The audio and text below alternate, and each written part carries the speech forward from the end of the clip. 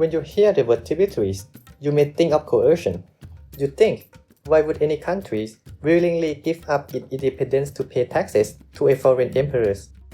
However, in Imperial China, it was the exact opposite. Submitting to China was a very good deal for the tributaries. Many times, they willingly submit to China themselves. The deal is so lucrative, many nations try to force their way to pay tributes as often as possible. Western historians call it the tributary system, but they misunderstood the rule of the games. In the Western world, tributes are like taxes from tributaries to their overlords. But with China, it is less like a system and more like a gift exchange party, where the tributaries get souvenirs in return many times more. So why did the Chinese go out of their way to pay their tributaries back? To understand Chinese diplomacy, you have to understand Chinese culture first. During auspicious ceremonies like New Year or wedding, children bow to their elders and say nice things. In return, the elder gives them a hong bao filled with money back. If the uncle gives a small amount of money, he looks poor, he looks stingy, and he loses face. He must overpay to prove he is successful and generous. It is the same reason East Asians fight to pay their bills. The Emperor of China was the rich uncle of Asia. When a vassal state brought a local gift, like a weird dog or some rare birds, they kowtow and praised the emperor. The emperor then had to give back gifts worth 10 times more. In doing this, the emperor received two things. First, bragging rights. Having foreigners travel thousands of kilometers just to tell you how great you are was excellent for domestic propaganda. It's proof you had the approval of men up above to rule the world. Second, border securities. The ceremonial confirmed mutual positive relations. Also, it is much cheaper to bribe your neighbor with silk than to fight them with armies. For the vassals, they got political legitimacy. The emperor officially approved you as a king. Your domestic rivals need to think twice before overthrowing you. Because if they did, what would they tell Papa China? Most importantly, the vassals got exclusive trade deals. You might ask, why go through this elaborate theater instead of just trading normally? Because normal trade was illegal.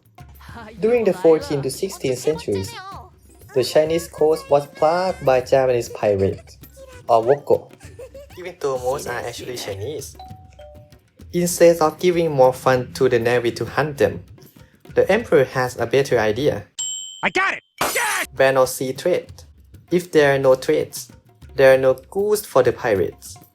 So, if you wanted Chinese goods, you had to become an official vassal and bring tribute. The emperor accidentally turned his throne room into the only legal shopping mall in Asia. But, despite being the sole provider of the goods, China was not a strict boss. Western empires may like to micromanage their colonies. China did not. The vassals were almost always autonomous. China did not care how you ran your country, what gods you prayed to, or what you ate. As long as you keep assuring the emperor was the boss, you were left alone. Because the emperors always overpaid, and you gain a trade monopoly. Becoming a vassal was a great business model. In fact, many people start posing as a royal diplomat to get the trade. Merchants from Southeast Asia or the steppe would forge royal documents. They would show up claiming to be the glorious king of wherever they want. The Oirat Mongol once inflated their official diplomatic missions from 50 people to 3,000 people just to get 3,000 luxury gifts back. Eventually, the Chinese treasury realized they were going bankrupt from giving too much souvenirs. They had to start restricting how often people could submit to them. They told other countries, "You are only allowed to tell me I am great once every 3 years." And to stop the fake kings, the Chinese officials started doing rigorous checks on documents. If your paperwork was not absolutely perfect, no gift for you. This system worked for hundreds of years. The neighbors got rich and the emperor felt important. Then, the British arrived. The Western power in 19th centuries did not understand the concept of faith. They want legal equalities, fixed tariff, and formal treaties. They didn't want to bow to the emperors like Chai asking for Hong Bao. They just want to buy tea. The Chinese court was highly offended.